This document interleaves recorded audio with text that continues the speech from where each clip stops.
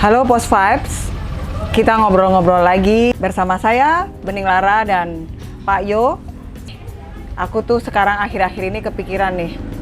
Jadi Pak Yo, aku boleh curhat sharing sedikit ya. Nih, kalau di kantor aku situasinya sekarang nih Pak Yo, ini itu seperti anak ayam kehilangan induk Pak Yo.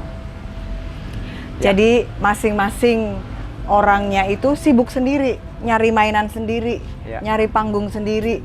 Nah, ini kayak gini, bagaimana nih Pak Yo? Kalau situasi kantor seperti ini kita yang staff ini, jadi mau ngikut siapa nih?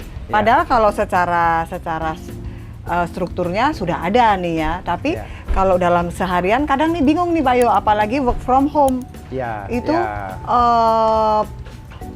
Atasan itu nggak terlalu banyak incas ke bawahan juga dan sebaliknya. Ini jadi kayak anak ayam pecah-pecah nih Pak Yo.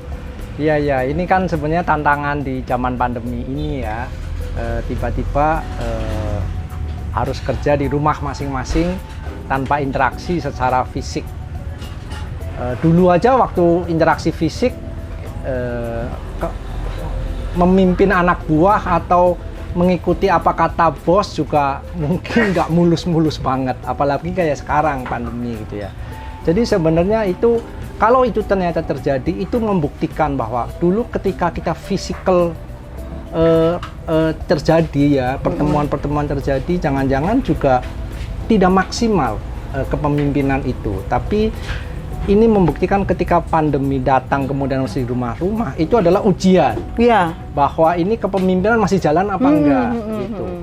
Ya kalau ngomongin kepemimpinan kan sebenarnya bagaimana, tentu atasan dulu mengenal semua apa yang dia pimpin. Kemudian masing-masing pribadi yang dipimpin juga mengenal dirinya sendiri, sehingga dia bisa mengenal timnya, mengenal atasannya. Itu yang mesti dibangun. Dan ketika pandemi ini datang, kemudian itu jangan-jangan beneran terjadi gap gitu ya. Ya gap itulah yang harus diperbaiki, dan ini sesuatu yang alam sendiri memberi ujian. Iya gitu. Benar nih Pak Yo. Jadi kita kerja nggak dilihat sama atasan nih. Nah artinya gua mau kerja nggak kerja itu selama work from home nih bingung nih Pak Yo. Jadi kadang terus kadang juga atasan juga nggak percaya anak buah gua kerja nggak nih gitu kan. Nah jadinya malah kadang kasih pressure yang berlebihan nih Pak Yo. Nah jadi karena saling nggak ketemu nih, jadi makin kesel, emosi nih dua-duanya Pak Yo. Jadi sebenarnya interaksi dalam bekerja seperti itu kan sebenarnya interaksi kepemimpinan. Saya bilang interaksi kepemimpinan, bukan interaksi atasan dan bawahan.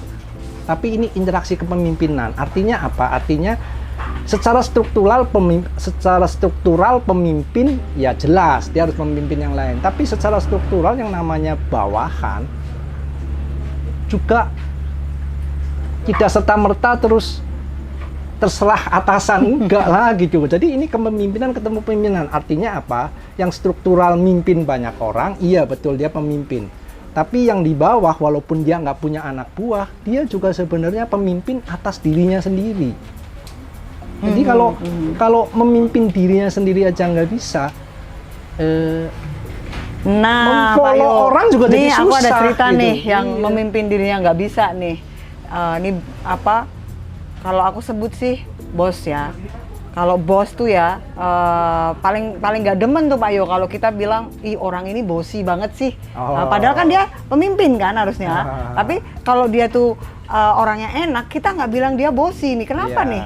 Ya itulah gap sebenarnya.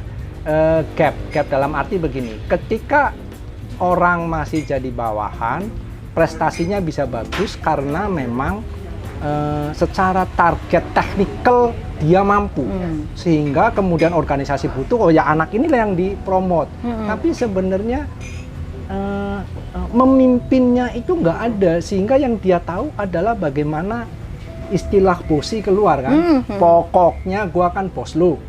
Nah kalau pemimpin nggak pakai gitu. pokoknya. Kalau pemimpin dia jauh lebih kenal kepada diri sendiri. Karena kenal diri sendiri, maka dia kerjanya bagus.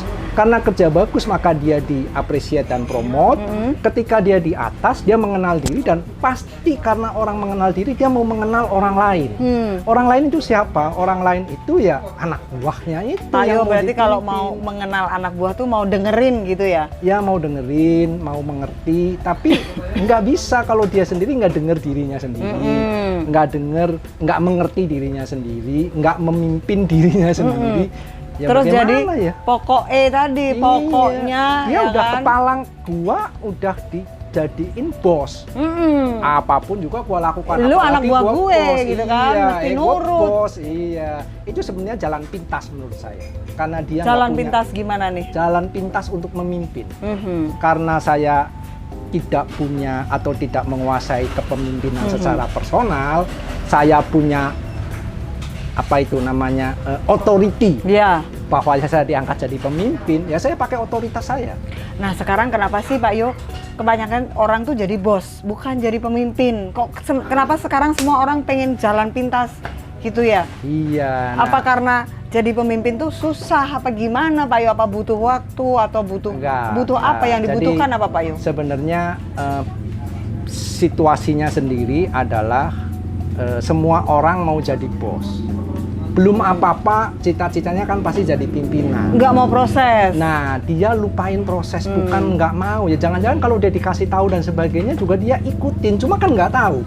Udah semua rebutan jadi pimpinan, pemimpin. Nah, kemudian kenyataan di dalam organisasi, itu organisasi selalu ngomong gini, butuh orang nih. Sampai nggak ada orang pun, udahlah lu juga ya nggak apa-apa. Mengisi organisasi yang berkembang begitu cepat, tanpa didukung dengan human yang bagus gitu. Jadi ya udah lu aja, itu juga bagus gitu.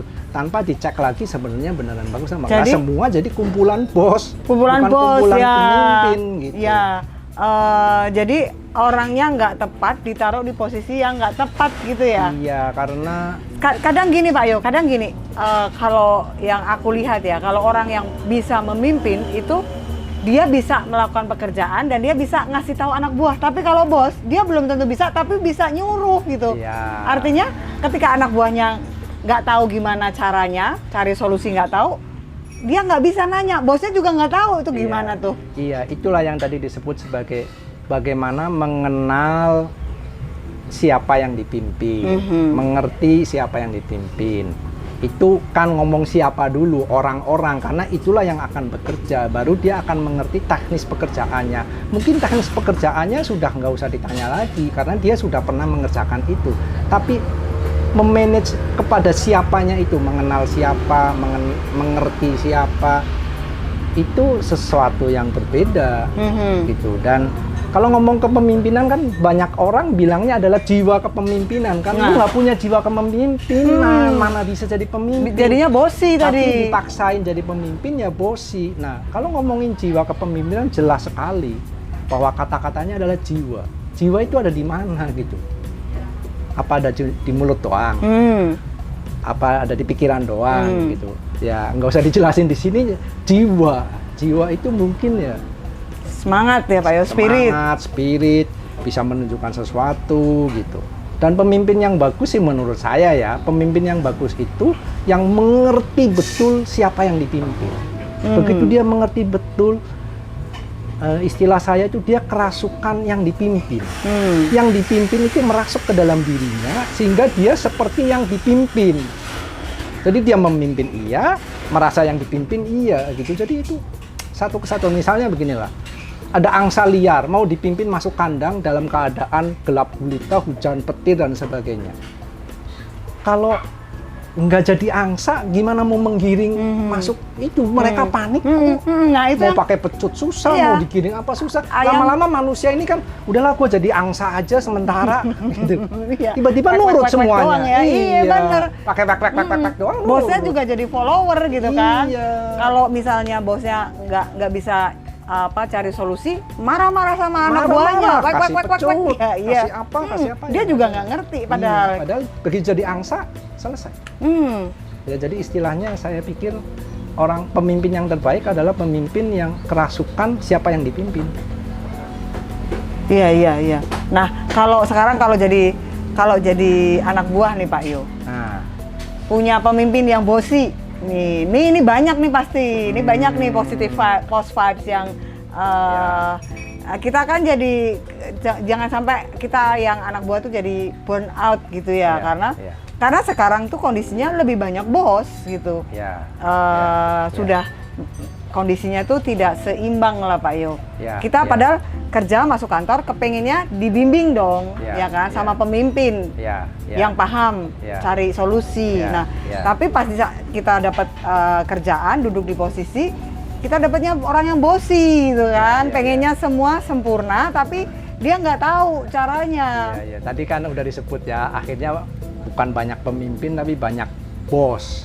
Terus kita jadi bawahannya, susah banget nih hidup, gitu kan. Kalau ikut pemimpin rasanya hidup menyenangkan sekali. Kalau ikut bos, pusing.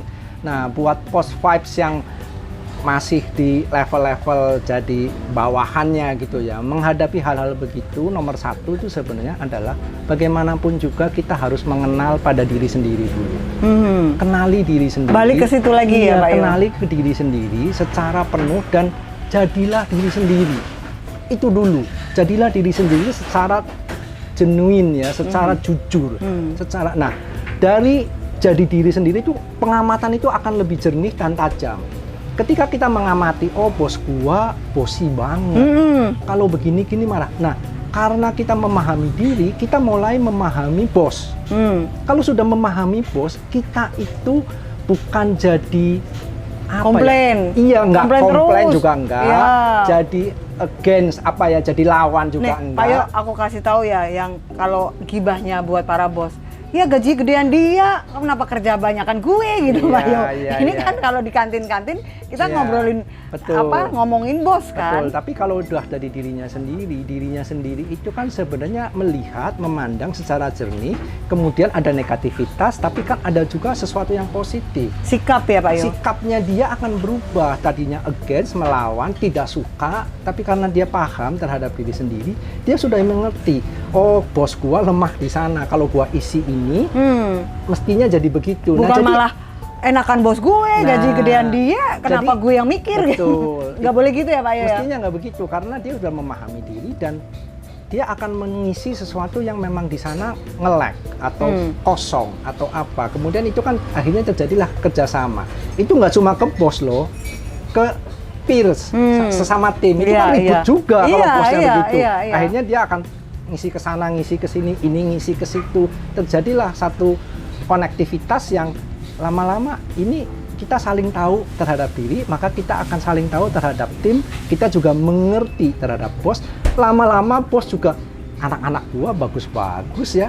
Iya, masa nggak keluar omongan begitu sih kalau memang betul bagus. Iya, gitu, benar-benar. Jadi nggak bisa lah di against terus begitu. Iya, jadi kalau kita anak buah tuh punya pemimpin yang bosi, tadi kita cari cara supaya kerja tuh enak gitu dulu deh Pak Yo, ya kan? Iya. Bukannya malah gibah di belakang bos tadi, ya kan? Gaji gedean dia itu kan? Iya.